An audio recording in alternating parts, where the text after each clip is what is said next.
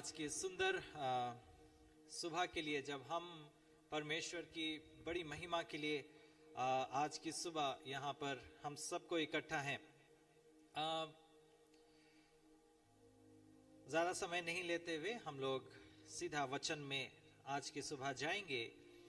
आज का जो हमारा संदेश है वो ये है कि हम और आप एक योद्धा होने के लिए बुलाए गए हैं। आमीन। हम और आप सिर्फ एक विश्वासी बन करके रहने के लिए नहीं, पर उससे कई ज्यादा बढ़ करके हमारा बुलाहट एक योद्धा का है। योद्धा समझते हैं, है ना, जिसको हम लोग इंग्लिश में वॉरियर कहते हैं। लड़ाकू जो लड़ाई को करता है, जंग में जाता है। एक सोल्जर, एक सिपाही जो लड़ाई करने के लिए हमेशा वो डरता नहीं, घबराता नहीं, और जब उसे बुलाया जाता है तो वो उस जंग के मैदान पर उतर जाता है। और कई बार हम और आप अपने आप को विश्वासी तो समझते हैं, पर क्या हम अपने आप को एक योद्धा मानते हैं? हमारी लड़ाई इस दुनिया के लोगों से नहीं है, दुनिया की चीजों से नहीं है, पर हमारी लड़ाई उन आत्मिक चीजों से है।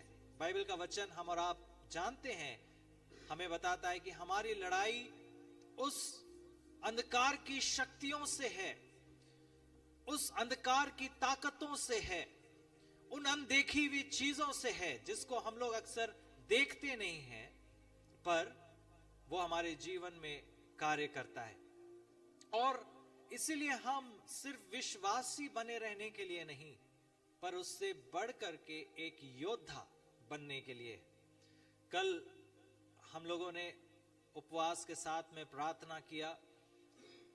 कई लोग आए थे, कई लोग नहीं आ पाए थे, पर कल एक अद्भुत परमेश्वर की उपस्थिति को हम लोगों ने अपने बीच में देखा। और जब हम लोग प्रार्थना कर रहे थे, हम लोगों ने इस बात को महसूस किया कि प्रार्थना सिर्फ परमेश्वर से बातचीत ही नहीं, पर कई बार प्रार्थना एक लड़ाई है। लड़ाई किससे? लड़ाई उन अंधकार की शक्तियों से, उन बीमारियों से, उन नकारात्मक सोच से, उन बंधनों से जो हमें कई बार जकड़ करके रखती है। और जब हम प्रार्थना करते हैं, हम सिर्फ प्रार्थना ही नहीं कर रहे हैं, हम लड़ाई कर रहे हैं। हम उन अंधकार की शक्तियों से लड़ाई कर रहे हैं, और हम कहते हैं कि अंधकार की सारी शक्तियां तेरा हमारा शरीर में, तेरा हमारे जीवन में कोई काम नहीं। हालेलुया। और इसीलिए आज की सुबह हम इस बात पर थोड़ी देर विचार करेंगे कि हम सिर्फ विश्वासी होने के लिए नहीं बुलाए गए, पर हम और आप एक योद्धा होने के लिए बुलाए गए हैं। दूसरा तिमुथी उसका 2 अध्याय और उसके पहले पद से हम लोग पढ़ते हैं, जो पौलुस यहां पर तिमुथियुस को कह रहा है। वो इस बात को कहता है, इसलिए हे मेरे पुत्र, तू उस अनुग्रह से जो मसीह यीशु में है बलवंत हो जा, और जो बातें तूने बहुत से गवाहों के सामने मुझसे सुनी हैं, उन्हें विश्वासी मनुष्य को सौंप दे, जो दूसरों को भी सिखाने के योग्य हो। मसीह यीशु के अच्छे योद्धा के समान मेरे साथ दुख उठा। जब कोई योद्धा लड़ाई पर जाता है तो इसलिए कि अपने भर्ती करने वाले को प्रसन्न करे, अपने आप को संसार के कामों में नहीं फंसाता। यहां पर पौलुस तिमुथियुस को कह रहा है और बोल रहा है कि तिमुथियुस, जो बातें तुमने मुझसे सुनी बहुत सारे गवाहों के बीच में, उन बातों को विश्वासी मनुष्यों को सौंप दो। यानी कि जो तुमने सीखी है उन चीजों को और भी सिखाओ, और उसके साथ ही साथ क्या करो? यीशु मसीह के अच्छे योद्धा के समान मेरे साथ दुख उठाओ। यानी कि योद्धा का काम लड़ाई करना, या फिर योद्धा का काम दुख उठाना? यहां पर पौलुस कह रहा है योद्धा का काम है दुख उठाना। और कई बार हम ये सवाल को करते हैं कि क्या हम योद्धा इसलिए बने हैं कि हम दुख उठाएं? पर बाइबल हमें बताती है कि एक अच्छा योद्धा, एक मसीही योद्धा, एक मसीही वॉरियर जो अंधकार की शक्तियों से लड़ाई कर रहा है, वो दुख भी उठा रहा है। और जब दुख और तकलीफें उसके जीवन में आती है, उन चीजों से वो हार नहीं जाता, पर उनसे वो लड़ाई करता है और फिर वो लड़ाई करके विजय भी होता है। आमीन। और इसीलिए हम और आप सिर्फ विश्वासी होने के लिए नहीं, पर योद्धा होने के लिए बुलाए गए हैं। हम में से कई लोग इस बात को सोचते हैं कि हम सिर्फ एक विश्वासी हैं, बट हम और आपको परमेश्वर एक योद्धा के समान देखना चाहता है। वो देखना चाहता है कि सिर्फ ये साधारण विश्वासी ही नहीं है, पर ये अपने जीवन में लड़ाई को करता है, युद्ध को लड़ता है, और उस युद्ध में भी वो विजयी हो ठहरता है। एक मसीही जीवन कोई प्लेग्राउंड नहीं है।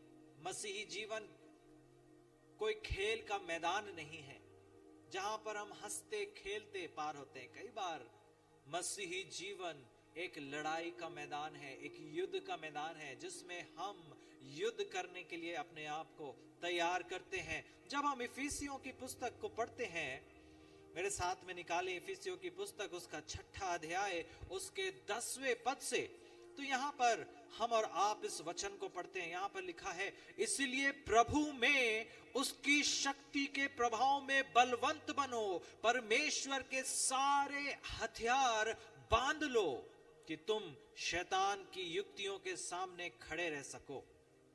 क्योंकि हमारा यह मलयुद्ध लहू और मांस से नहीं, परंतु प्रधानों से और अधिकारियों से और इस संसार के अंधकार के हाकिमों से और उस दुष्ट की आत्मिक सेनाओं से है जो आकाश में है। इसलिए परमेश्वर के सारे हथियार बांध लो कि तुम बुरे दिन के सामना कर सको और सब कुछ पूरा करके स्थिर रह सको। इसलिए सत्य से अपना कमर कसकर और धार्मिकता का झिलम पहनकर और पांवों में मेल का सुसमाचार की तैयारी के जूते पहनकर और इन सब के साथ विश्वास की ढाल लेकर स्थिर रहो, जिससे तुम उस दुष्ट के सब जलते हुए तीरों को बुझा सको। और उद्धार का टोप और आत्मा की तलवार जो परमेश्वर का वचन है ले लो। हर समय हर प्रकार से आत्मा में प्रार्थना और विनती करते रहो और इसीलिए जागते रहो कि सब पवित्र लोगों के लिए लगातार विनती किया करो। पौलुस फिर कहता है, और मेरे लिए भी विनती करो कि मुझे बोलने के समय ऐसा प्रबल वचन दिया जाए कि मैं साहस के साथ सुसमाचार का भेद बता सकूं, जिसके लिए मैं जंजीर में जकड़ा हुआ राजदूत हूं। यह भी कि मैं उसके विषय में जैसा मुझे चाहिए था साहस से बोलूं। यही मेरी भी प्रार्थना है कि आप मेरे लिए प्रार्थना करें कि जब मैं वचन को बताऊं तो बड़े साहस के साथ बता पाऊं। जब परेशानियां आए, जब तकलीफें आए, तो पौलुस कह रहा है, विश्वास से अपने कमर को कस लो, सत्य से अपने कमर को कसकर धार्मिकता की झिलम को पहन लो, पांवों में मेल का सुसमाचार के जूते पहन लो और विश्वास की ढाल लेकर के स्थिर हो जाओ और उद्धार का टोप, आत्मा की तलवार, परमेश्वर के वचन को ले लो और हर समय प्रार्थना करते रहो। यहां पर पौलुस एक बात को हमें कहता है, वो कह रहा है, तुम युद्ध के लिए तैयार हो जाओ। इन सारे बातों को लिखने का एक ही निष्कर्ष है और वो ये है, एक लड़ाई आने वाली है, एक युद्ध होने वाला है, एक अंधकार की शक्तियों से तुम्हें लड़ने की आवश्यकता पड़ सकती है और इसलिए अपने आप को तैयार करो। अपने आप को ऐसा तैयार करो कि तुम शैतान के उस चलते हुए जलते तीरों को बुझा सको, रोक सको, उनको अपने आप को बचा सको। और उस लड़ाई के मैदान में जब उतरो तो बिना तैयारी के नहीं, पर पूरे तैयारी के साथ उतरो कि तुम विजय हो सको। जब एक लड़ाई हो, जब एक जंग हो, इमेजिन करके देखें, आपके अगल और बगल से गोलियां चल रही हो, तलवार खींचे जा रहे हो और आपके पास में कुछ भी नहीं हो, आप क्या होंगे? लड़ाई में हार जाएंगे या मार डाले जाएंगे। लेकिन पौलुस कहता है, जब तुम युद्ध के लिए तैयार रह रहे हो तो अपने आप को ऐसा तैयार करो कि शैतान की कोई भी परीक्षा तुम्हें हराने ना पाए, तुम्हें कोई भी चीजें पीछे खींचने ना पाए, तुम्हें कोई भी ऐसी वस्तु जो तुम सोचते हो तुम्हें हरा देगी, तुम उससे बढ़ करके अपने आप को तैयार करो ताकि तुम लड़ाई कर सको। एक विश्वासी सच्चाई को जानता है, आमेन। एक विश्वासी सच्चाई को जानता है, पर एक योद्धा, जो एक विश्वासी योद्धा है, वो सच्चाई को सिर्फ जानता ही नहीं, पर उसके साथ में वो खड़ा होता है, वो सच्चाई के लिए लड़ता है और सच्चाई के साथ अपने जीवन को बिताता है। सिर्फ एक विश्वासी के समान मन बन के ना रहे जो कहता है कि हम सच्चाई को जान गए, उतना ही काफी है, हम प्रार्थना तो करते हैं, हम कलीसिया तो जाते हैं, हम सब कुछ करते हैं जो करना चाहिए, पर एक योद्धा के समान बने जो लड़ाई को करता है, जो मजबूती के साथ में खड़ा रहता है। आपको मालूम, शैतान विश्वासियों से, सिर्फ विश्वासियों से, ऐसे विश्वासियों से जो चुपचाप रहते हैं, जो कंफर्टेबल है अपने जगह पर, जो कुछ करते नहीं, सिर्फ विश्वास ही करते हैं बस, ऐसे लोगों को वो डरता नहीं, उनको भरमा देता है, उनको गड़बड़ा देता है, उनको आसानी से गिरा देता है। पर जब शैतान के सामने की योद्धा खड़ा है और उसके हाथ में हथियार है, वचन की तलवार है और वो सच्चाई का पटुका है, वो सब कुछ है जो लड़ने के लिए तैयारी के साथ आया है, शैतान उससे डरता है और भागता है। उसे मालूम है, मैं इसके साथ नहीं लड़ सकता, मैं इसे गिरा नहीं सकता, मैं इसको कुछ हानि नहीं पहुंचा सकता, क्योंकि ये एक योद्धा है जो परमेश्वर के साथ में लड़ाई करता है। और इसीलिए एक जो सैनिक होता है वो जानता है हमारा अथॉरिटी, हमारी ताकत कहां से है। हमें और आपको मालूम है हमारी अथॉरिटी कौन है, हमें और आपको मालूम है कि परमेश्वर की ओर से हमें ताकत मिलती है। वो जंग को लड़ने वाला हम नहीं, पर वो जंग को लड़ने वाला परमेश्वर है। हमारा पहला बिंदु जो मैंने यहां लिखा है वो ये है, believers know God, warriors obey God. विश्वासी परमेश्वर को जानते हैं, सिर्फ जानते हैं, पर एक योद्धा परमेश्वर की आज्ञा को मानते हैं। याकूब उसका पहला अध्याय उसका 22वां पद में इस प्रकार से लिखता है, do not merely listen to the word and so deceive yourself, do what it says। सिर्फ वचन के सुनने वाले मत बनो और अपने आप को जो धोखा देते हैं, पर वचन सुन करके उसको करने वाले भी बनो। जो कि योद्धा होते हैं वे वचन को सिर्फ पढ़ते नहीं है, वो वचन को सिर्फ सुनते नहीं है, पर वो वचन को सुन करके, उसको पढ़ करके उसका पालन भी करते हैं, उसकी आज्ञाओं को भी मानते हैं। एक बिलीवर कहता है आई नो द वर्ड, पर एक वॉरियर कहता है I will live by the word, मैं परमेश्वर के वचन के द्वारा जीवित रहता हूं। बिलीवर्स वचन को सुनते हैं और वॉरियर्स उसको अप्लाई करते हैं। बिलीवर्स इमोशनली सोचते हैं, पर वॉरियर्स लड़ाकू या योद्धा वो स्पिरिचुअली वचन को एक्शन में लेकर के आते हैं। एक बाइबल का उदाहरण हम लोग नूह के जीवन से पाते हैं। हम लोग यदि उत्पत्ति उसका 6 अध्याय उसके 22वें पद को निकालते हैं तो यहां पर एक नूह की मुंह से निकला हुआ वाक्य हम लोग पढ़ते हैं। नूह कहता है, Noah did everything just as God commanded him. नूह के बारे में लिखा हुआ है, नूह ने वो सारे कामों को किया जो परमेश्वर ने उसको करने को कहा था। परमेश्वर ने नूह को कहा एक जहाज बनाओ, और हम सब संडे स्कूल में इस कहानी को पढ़ते हैं। नूह ने एक जहाज बनाया, और गाते हैं ना हम लोग संडे स्कूल में, नूह ने एक जहाज बनाया। कहां से? ओके, मुझे याद नहीं आ रहा है। हाँ, नूह ने एक जहाज बनाया ऊपर से। हाँ, तो नूह ने वो किया जो परमेश्वर ने उसे करने को कहा था। बारिश नहीं आ रही है, पानी कहीं दिख नहीं रहा, लोग उसका मजाक उड़ा रहे हैं, लेकिन इन सब के बावजूद भी कोई प्रूफ नहीं होने के कारण, कोई भी तरीके का प्रूफ नहीं है उसके पास कि पानी आएगी या नहीं आएगी, कहां से आएगी नहीं मालूम, लेकिन नूह ने उन सारी चीजों को किया जो परमेश्वर ने उसको करने को कहा था। जो योद्धा होते हैं, दे ओबे बिफोर दे अंडरस्टैंड, जिसका मतलब है योद्धा चीजों को समझने के पहले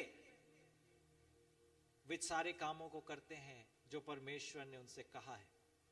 क्या हम उन सारी चीजों को करते हैं जो प्रभु ने आज हमें करने को कहा है?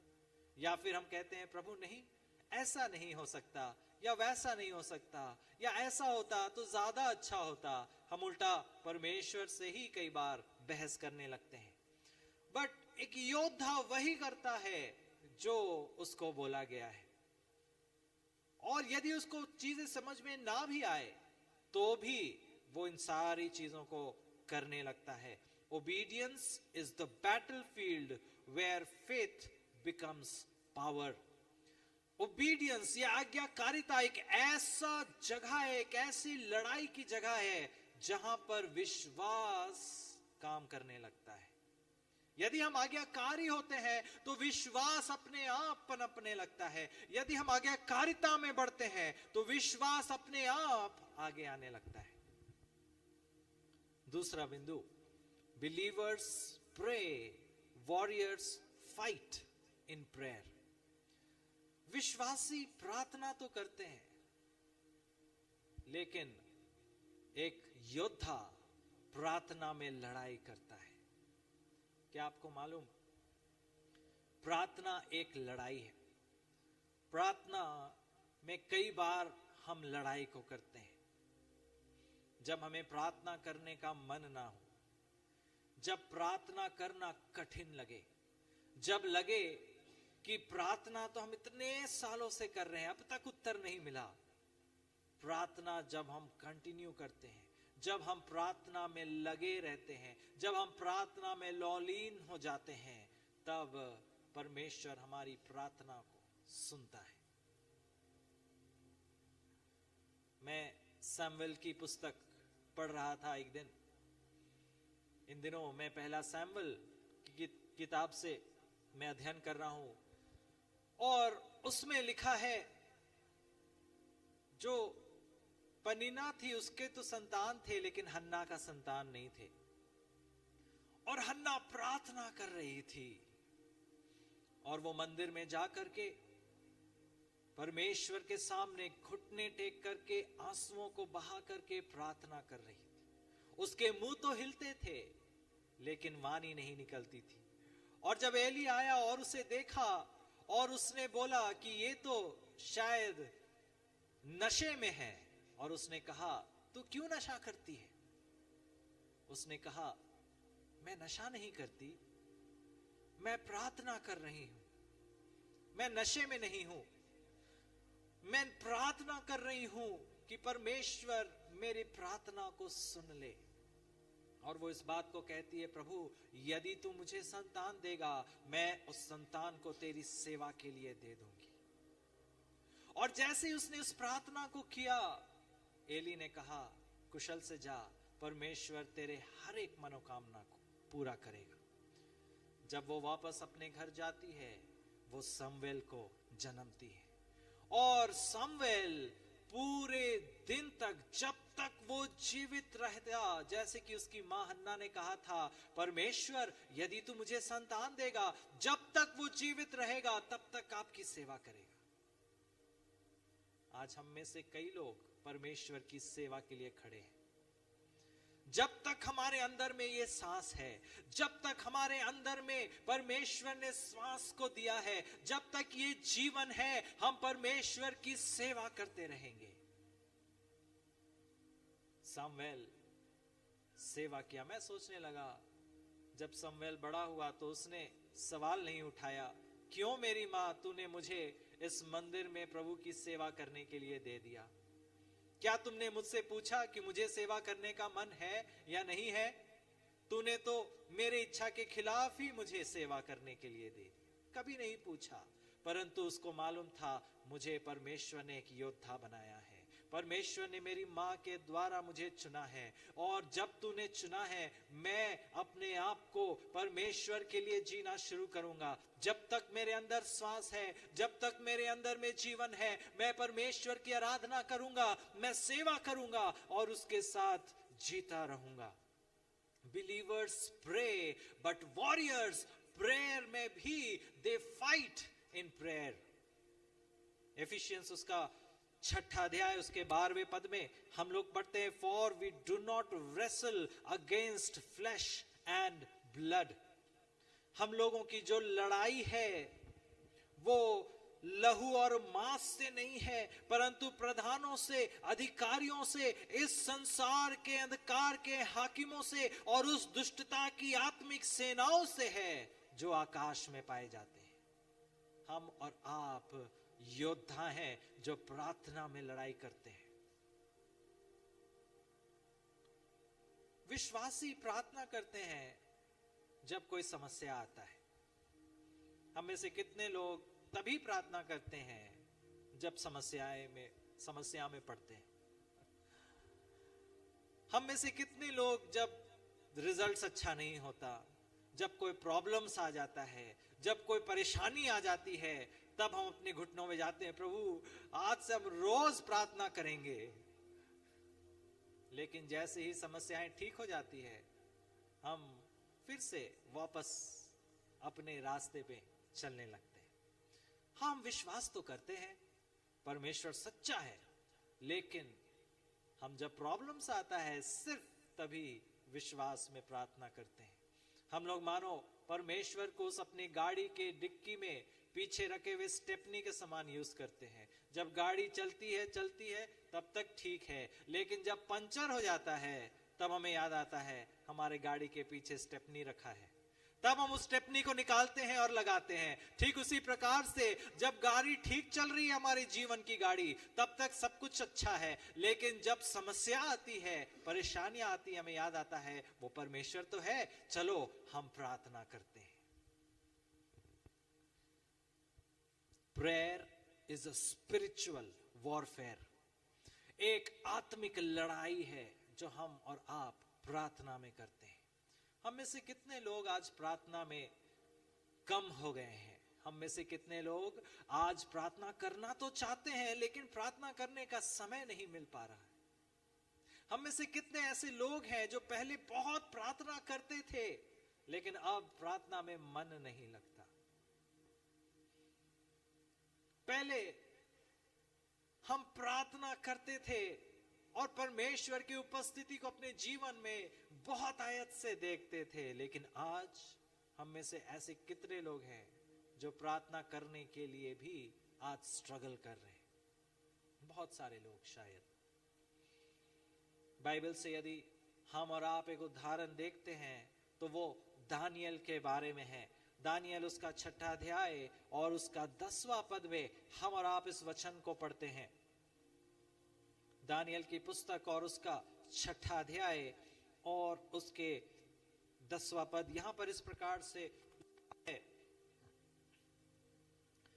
जब दानियल को मालूम हुआ कि उस पत्र पर हस्ताक्षर किया गया है, कौन से पत्र पर? उस पत्र पर जहां पर लिखा है कि तू सिर्फ उस मूरत के सामने दंडवत करेगा जो राजा का मूरत है। तब वह अपने घर में गया और जिसकी उपरोटरी कोठरी की खिड़कियां यरूशलेम की ओर खुली रहती थी और अपनी रीति के अनुसार जैसा वह दिन में 3 बार अपने परमेश्वर के सामने घुटने टेक करके प्रार्थना और धन्यवाद करता था, वैसा ही तब भी करता रहा। दानियल को फर्क नहीं पड़ता कि परेशानियां आ रही हैं, दानियल को फर्क नहीं पड़ता कौन क्या कह रहा है। दानियल जैसा प्रार्थना करता था वैसा ही वो प्रार्थना करता था। दिन में 3 बार उस खिड़की के पास जाता था जिसकी खिड़कियां जो है यरूशलेम की ओर खुली रहती थी, और जैसा वो करता था परमेश्वर के सामने घुटने टेक करके प्रार्थना और धन्यवाद करता रहता था। दिन में 3 बार। हम में से कितने लोग दिन में 1 बार भी प्रार्थना करते हैं? दानियल प्रार्थना करता था। Believers stop praying when pressure comes. जब प्रेशर होता है, जब बहुत ही ज्यादा परेशानी में पड़ते हैं, तब हम अक्सर प्रार्थना करना भूल जाते हैं। लेकिन वॉरियर्स, योद्धा, प्रे बिकॉज प्रेशर कम्स। जब प्रेशर आता है, जब परेशानी आती है, योद्धा तब अपने घुटनों में जाना शुरू करते हैं। वे भागते नहीं हैं, परंतु और भी ज्यादा प्रार्थना करना आरंभ करते हैं। Prayer is not preparation for battle. कई बार हम लोग सोचते हैं प्रार्थना लड़ाई करने के लिए एक तैयारी है, प्रार्थना करेंगे और लड़ाई करने के लिए तैयार हो जाएंगे। मैं बताऊं, प्रार्थना अपने आप में एक लड़ाई है। जब हम प्रार्थना कर रहे हैं, मानो हम अब उस समय में शैतान को के सामने खड़े होकर के हम लोग लड़ाई कर रहे हैं। प्रार्थना भी एक लड़ाई है। If you don't fight in prayer, you will lose in life. जब आप प्रार्थना नहीं करेंगे, अपने जीवन में कई बार आप पीछे अपने आप को हटता हुआ देखेंगे। तीसरी बात, believers avoid trouble, warriors face giants. जो विश्वासी होते हैं वे हमेशा परेशानियों से भागने की कोशिश करते हैं। एक साधारण विश्वासी, वे चाहते हैं कि परेशानियां ना आए, सब कुछ अच्छा रहे। और इसीलिए आज हम लोग इस प्रचार को कई बार भी सुनते हैं कई लोगों से, यदि प्रभु पर विश्वास करोगे कोई परेशानी नहीं आएगी। क्या परेशानी नहीं आएंगी? आएंगी। क्या सताहट नहीं आएंगे? आएंगे। जब प्रभु पर विश्वास करोगे और भी ज्यादा सताहट आएगा। और इसीलिए पौलुस कहता है, सताने के लिए, सताहट के लिए, परेशानियों के लिए तैयार हो जाओ। पहला शमूएल और उसके 17 अध्याय और उसके 45 पद को हम लोग यहां पर पढ़ते हैं। पहला शमूएल और उसके 17 अध्याय और 45 पद इस प्रकार से लिखा है। You come to me with sword and spear, but I come to you in the name of the Lord. Dawood इस बात को कहता है, और वो इस बात को कहने के लिए खड़ा होता है जब वो उस फलिस्तीनी के सामने खड़ा होता है। और वो शाऊल की छावनी में जब दाऊद पहुंचता है, तब वो इस बात को कहता है। गोलियत के सामने दाऊद खड़ा है और गोलियत को दाऊद कह रहा है इस प्रकार से 45 पद में, दाऊद ने फलिस्तीनी से कहा, तू तो तलवार और भाला और सांग लिए हुए मेरे पास आता है, परंतु मैं सेनाओं के यहोवा के नाम से तेरे पास आता हूं, जो इज़राइल का सेना का परमेश्वर है, उसी को तूने ललकारा है। तू भले ही तलवार के साथ आता है, तू भले ही भाले के साथ आता है, तू भले ही बड़े परेशानी और कठिनाइयों के साथ आता है, पर मैं तो परमेश्वर के नाम से आता हूं। हालेलुया। जब हम प्रार्थना करते हैं, हम सिर्फ परेशानियों से भागते नहीं, पर हम गोलियत को फेस करते हैं और हम उस गोलियत को मुंह में देख करके कहते हैं, तू चाहे कितनी भी परेशानियां लेकर के आए, तू चाहे कितनी भी तकलीफें मेरे जीवन में लेकर के आए, पर मैं इस बात को कहना चाहता हूं कि तू तो भाले से और तलवार के साथ आता है, पर मैं परमेश्वर के नाम से आता हूं। जब हम ऐसा करते हैं तो परमेश्वर की अद्भुत सामर्थ हमारे जीवन में आती है। पहला शमूएल उसका 17 उसका 32 पद में भी हम लोग इसको पढ़ते हैं। जब दाऊद शाऊल से कह रहा है, यहां पर लिखा है, तब दाऊद ने शाऊल से कहा, किसी मनुष्य का मन उसके कारण कच्चा ना हो, तेरा दास जाकर उस फिलिस्तीनी से लड़ेगा। तेरा मन कच्चा मत ना हो, तू घबराओ मत, डरो मत। मैं प्रभु यीशु के, मैं परमेश्वर के नाम से जाकर के उस फिलिस्तीनी से लड़ूंगा। हम और आप प्रार्थना में एक युद्ध लड़ रहे हैं और इसीलिए दाऊद पूरे कॉन्फिडेंस के साथ में इस बात को कहता है, मैं प्रभु के नाम से, मैं परमेश्वर के नाम से, उस सेनाओं के यहोवा के नाम से तेरे विरुद्ध में खड़ा होता हूं। जब हम और उसके सामने खड़े होते हैं, जब हम शैतान के सामने खड़े होते हैं, मालूम है क्या, शैतान उल्टे पांव भागने लगता है।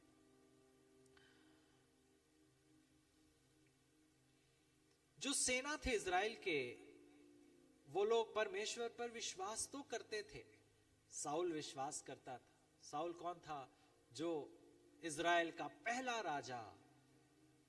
वे विश्वास तो करते थे कि परमेश्वर सेनाओं का यहोवा है, पर जब काम करने का पारी आया तब उन्होंने दाऊद को वहां पर खड़ा कर दिया। दाऊद सिर्फ एक 17 से 18 साल का लड़का, उसने इस बात को कहा, मैं प्रभु यीशु के, मैं परमेश्वर के नाम से आता हूं। बिलीवर्स सी जायंट्स, विश्वासी उस राक्षस को, उस कठिनाइयों को, उस मुश्किलों को देखते हैं और भागते हैं, पर एक योद्धा उस परेशानियों को देखता है और अपने कदमों को आगे बढ़ाता है, क्योंकि उसके कदम कोई और नहीं पर परमेश्वर उसके कदम को बढ़ाता है। बिलीवर्स इस बात को पूछते हैं, क्या होगा यदि हम फेल हो जाएं? क्या होगा यदि हमें फेलियर का सामना करना पड़े? क्या होगा यदि हम फेल हो जाएं? हम अपने कदमों को आगे नहीं बढ़ाना चाहते, हम डरते हैं। पर योद्धा कहता है, प्रभु यीशु के नाम से हम कदम बढ़ाते हैं, हम सफलता जरूर पाएंगे। हमें और आपको आज सोचने की जरूरत है, हम कौन से कैटेगरी में आते हैं? क्या हम एक साधारण विश्वासी बन करके रहना चाहते हैं, या फिर हम परमेश्वर के लिए एक आत्मिक योद्धा बन करके आगे बढ़ना चाहते हैं? हमारे जीवन में एक आत्मिक युद्ध का होना जरूर है और हमेशा हम इस आत्मिक युद्ध को अपने जीवन में महसूस करेंगे, चाहे आप चाहे या ना चाहे, चाहे आप कितना भी उससे भागे। एक आत्मिक युद्ध के लिए हम और आप तैयार किए जाते हैं। वो युद्ध का सामना हमें जरूर करना पड़ेगा कहीं ना कहीं।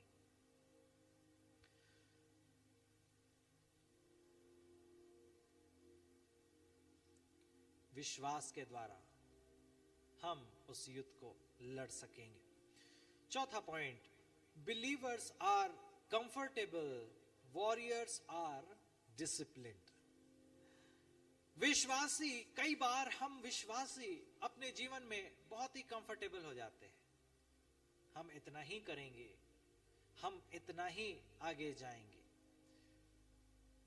हम इतने ही देर के लिए प्रार्थना करेंगे। हम विश्वास करते हैं लेकिन हमारा ध्यान हमारी नौकरी पर होगा। हम विश्वास तो करते हैं लेकिन हम कोई और चीजों पर ध्यान लगाते हैं।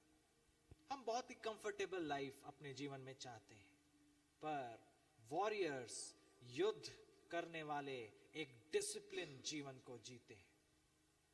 पहला कुरिन्थियों उसका 9वां अध्याय और उसके 26 और 27 पद को हम लोग पढ़ेंगे। पहला कुरिन्थियों उसका 9वां अध्याय और उसके 26 और 27वां पद इस प्रकार से लिखा है। इसीलिए 24 पद से पढ़ेंगे। यहां पर लिखा है, क्या तुम नहीं जानते कि दौड़ में तो दौड़ते सभी हैं, परंतु इनाम एक ही ले जाता है। तुम वैसे ही दौड़ो कि जीतो। हर एक पहलवान सब प्रकार का संयम करता है। वे तो एक मुरझाने वाले मुकुट को पाने के लिए यह सब करते हैं, परंतु हम तो उस मुकुट के लिए करते हैं जो मुरझाने का नहीं। इसलिए मैं तो इसी रीति से दौड़ता हूं, परंतु लक्ष्यहीन नहीं।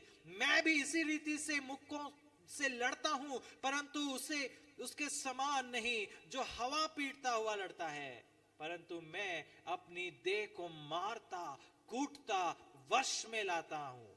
ऐसा ना हो कि औरों को प्रचार करके मैं आप ही किसी रीति से निकम्मा ठहरूं।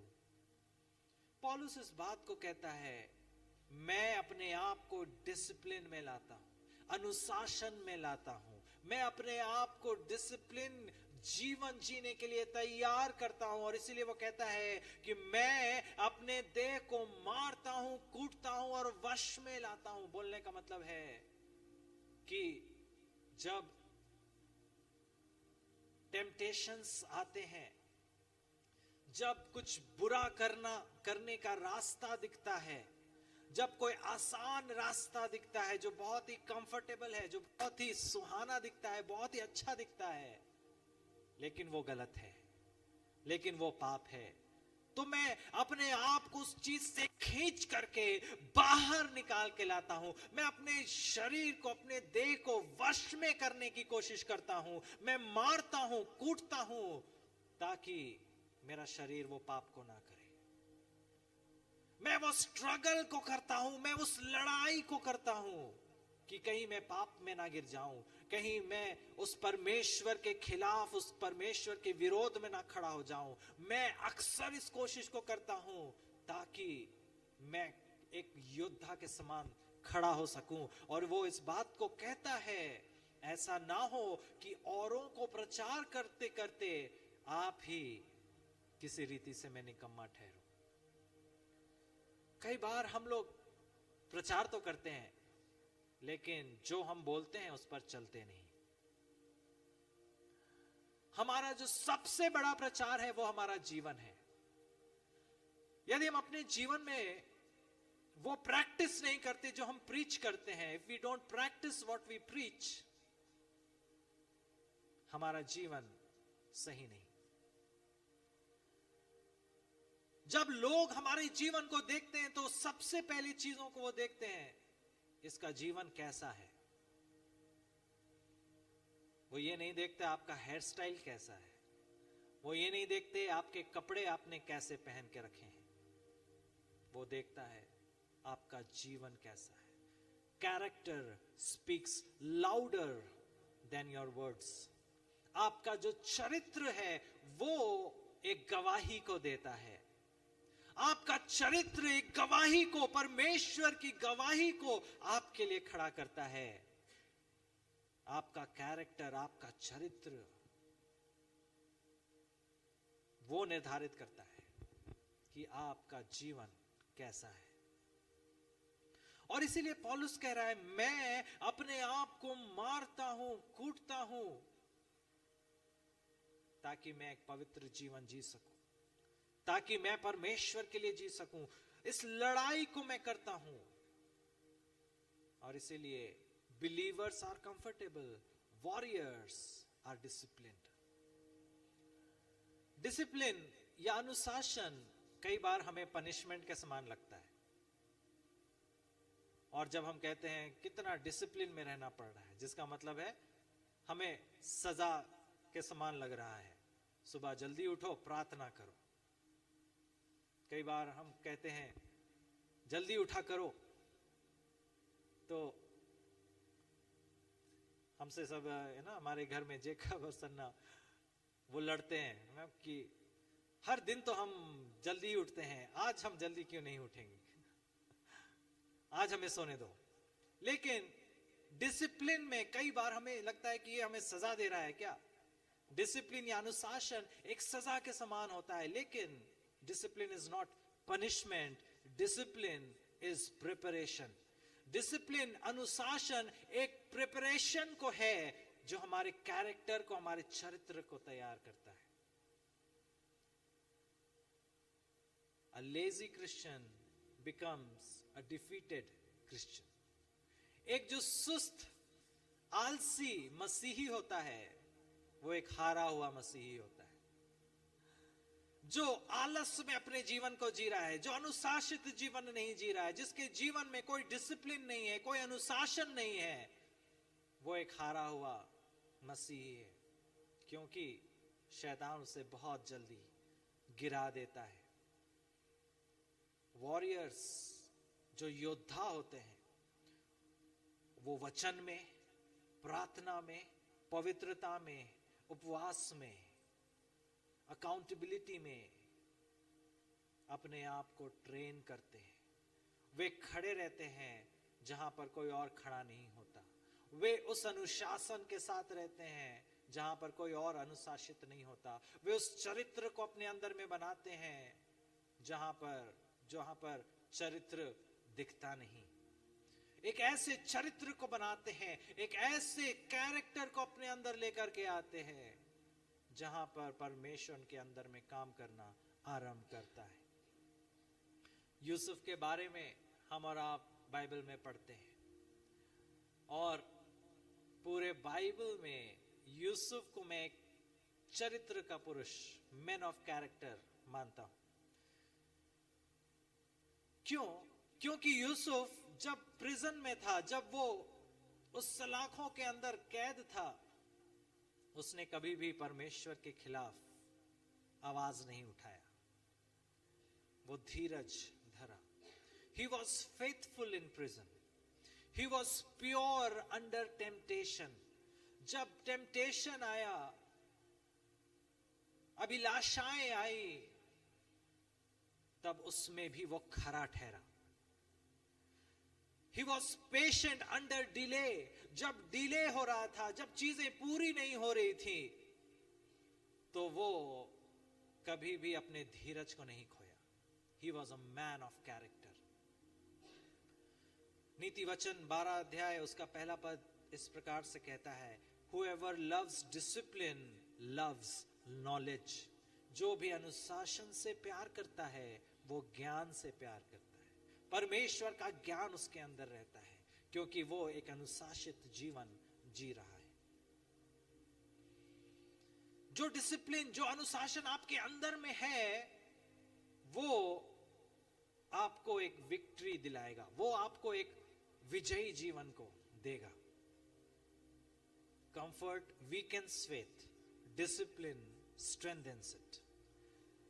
जब हम बहुत ही ज्यादा कंफर्टेबल हो जाते हैं, जब हम बहुत ज्यादा अपने आप को आराम देना शुरू करते हैं, हम प्रार्थना में समय नहीं बिताते, हम अपने घुटनों में नहीं आते, कई बार हम हार का जीवन जीना आरंभ करते हैं। एक बार की बात है, ये कहानी पहले भी मैंने आपसे बांटा था। एक लड़का ट्रेन में अपने घर लौट रहा था,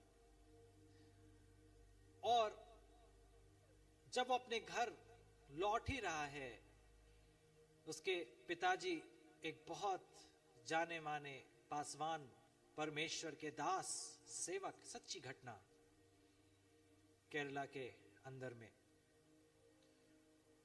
और वहां पर वो अपने बेटे का इंतजार कर रहे हैं कि मेरा बेटा जो बाहर पढ़ता है हॉस्टल से मेरे घर, उसकी छुट्टियां हो गई हैं, वो आएगा। पूरा घर खुश है, आनंद मना रहा है कि वो बेटा इतने दिनों के बाद घर आएगा। फोन पर बात हुआ, मैं ट्रेन पे चढ़ गया हूं, मैं जल्दी ही कल घर पहुंच जाऊंगा। ट्रेन चल पड़ती है, ट्रेन रफ्तार पकड़ती है, लड़का अपने सीट पर बैठ जाता है और जल्द ही उसे गहरी नींद आ जाती है, वो सो जाता है। जब सुबह होती है अचानक उसकी नींद टूटती है।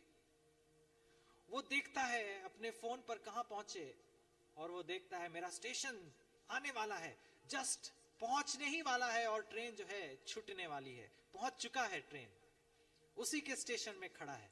वो जल्दी से उतरता है, अपने बैग को लेता है, अपने जूतों को पहनता है, अपने सारे सामान को समेटता है और वो बैग में डाल करके वो जल्दी से दरवाजे की ओर भागता है। जब वो दरवाजे की ओर जाता है, ट्रेन खुल जाती है, धीरे धीरे आगे बढ़ने लगती है। वो हड़बड़ी में लोगों को बोलता है, जरा हटिए, मुझे उतरना है, मेरा स्टेशन यही है। वो उतरने लगता है और जैसे ही वो उतरता है, उसके बैग का जो पट्टा था वो ट्रेन के हैंडल में फंस जाता है। ट्रेन धीरे धीरे रफ्तार पकड़ ली। वो खींचता है, खींचने के क्रम में वो ट्रेन के नीचे गिर जाता है और ट्रेन जो है उसके लाश को लेकर के उसके अगले स्टेशन में पहुंचते। लोगों ने हल्ला किया, ट्रेन रुकाई गई, चेन खींचा गया। थोड़ी दूर ट्रेन रफ्तार पकड़ चुकी थी। जब तक लोगों ने ट्रेन को रोकता, वो लड़का मर चुका था। उसके पापा को खबर दी गई, आपके बेटे के साथ में इस प्रकार की घटना घट चुकी है। जब उसके पिताजी स्टेशन में पहुंचे, उसकी लाश नहीं थी। वो लाश एक मांस का टुकड़ा बन चुका था, जिसको पहचाना भी नहीं जा रहा था। उसके आईडी कार्ड से पता चला कि ये वो मेरा ही बेटा है। उसके पिता ने बहुत ही दुखी होकर के घुटनों में अपने समय को बिताया। उन्होंने प्रार्थना करना आरंभ किया। उन्होंने एक आत्मिक युद्ध को लड़ना शुरू किया। उन्होंने जब इस लड़ाई को किया और उन्होंने कहा, इस गीत को उन्होंने लिखा जो हम आज भी गाते हैं, दुख का कटोरा मेरा प्रभु यदि मुझे देगा, खुशी से मैं लेकर उसे जय जयकार करूंगा। और इस गीत को उन्होंने लिखा। इस गीत को लिखते हुए उनके आंसू बह रहे थे, लेकिन उन्होंने उस युद्ध को लड़ना शुरू नहीं, माने खत्म नहीं किया। उन्होंने कहा, परमेश्वर ने यदि ये सारा कुछ दिया है, इसके पीछे भी परमेश्वर की कोई योजना है। आज एक ऐसे युद्ध के लिए हम और आप बुलाए गए हैं, जब हम प्रार्थना में युद्ध करते हैं, जब हम प्रार्थना में लड़ाइयां करते हैं, जब दुख की घटना हमारे जीवन में हो जाती है, तब हम एक विश्वासी के समान पीछे नहीं, पर एक योद्धा के समान और भी प्रार्थना करना आरंभ करते हैं और परमेश्वर के लिए गीतों को लिखना आरंभ करते हैं। वो गीत जो उस पास्टर ने लिखा, वो आज इस पूरी दुनिया में गाया जाता है। बहुतों के लिए वो गीत आशीष का कारण है, बहुतों के लिए वो गीत महिमा का कारण है। क्यों? क्योंकि उसके पिता वो सिर्फ एक विश्वासी नहीं, पर वो एक योद्धा थे। Believers live a disciplined. Believers are comfortable, but warriors are disciplined. हमारा पांचवा पॉइंट ये है, Believers follow Jesus, warriors carry the cross. Believers या विश्वासी यीशु मसीह के पीछे चलते तो हैं, पर एक युद्ध करने वाला अपने क्रूस को उठाता है और क्रूस उठा करके चलता है। ये क्रूस उठाना हमेशा बहुत ही आसान नहीं होता। ये क्रूस उठाना हमेशा कुछ बहुत ही सरल नहीं होता। क्रूस उठाने का मतलब है अपने आप को त्यागना और परमेश्वर को क्रूस को उठाना। लूका 9 उसका 23वां पद इस प्रकार से कहता है, Whoever wants to be my disciple must deny themselves and take up their cross daily. जो भी मेरा चेला बनना चाहता है वो अपने आप का इनकार करे और उस क्रूस को रोज उठाना आरंभ करे। लिखा है रोज उठाना, एक दिन उठाना नहीं, कभी कभी उठाना नहीं, पर रोज परमेश्वर के क्रूस को उठाना ये आसान नहीं। ये एक योद्धा ही कर सकता है, जो लड़ाई करता है, जो लड़ाई करना जानता है, जो परमेश्वर के हथियार को बांध लेता है, वो योद्धा परमेश्वर के क्रूस को उठाता है। You cannot walk in resurrection power without first dying on the cross. यदि आप क्रूस में अपने आप को नहीं चढ़ाए हैं, तब तक आप उस परमेश्वर के पुनरुत्थान को भी अपने जीवन में महसूस नहीं कर सकते। जब आप क्रूस को उठाते हैं तब आप उस जीवित को, इस जीवन को, अनंत जीवन को अपने जीवन में महसूस करते हैं। छठा पॉइंट यह है, believers react emotionally but warriors stand in authority. हम और आप अथॉरिटी के साथ में बुलाए गए लोग हैं।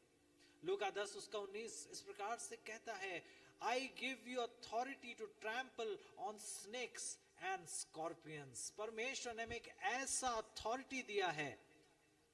यदि हम हिंदी में पढ़ते हैं तो इस प्रकार से लिखा है, लूका उसका 10वां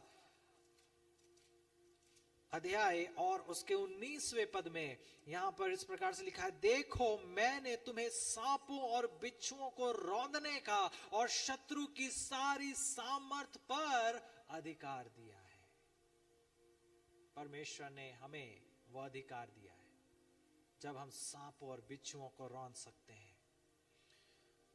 रेवलेशन नीति वचन उसका 12 उसका 11 रेवलेशन प्रकाशित वाक्य उसका 12 अध्याय और उसके 11 पद को जब हम लोग पढ़ते हैं तो यहां पर लिखता है, वे मेमने के लहू के कारण और अपनी गवाही के वचन के कारण उस पर जयवंत हुए और उन्होंने अपने प्राणों को प्रिय न जाना, यहां तक कि मृत्यु भी सह ली।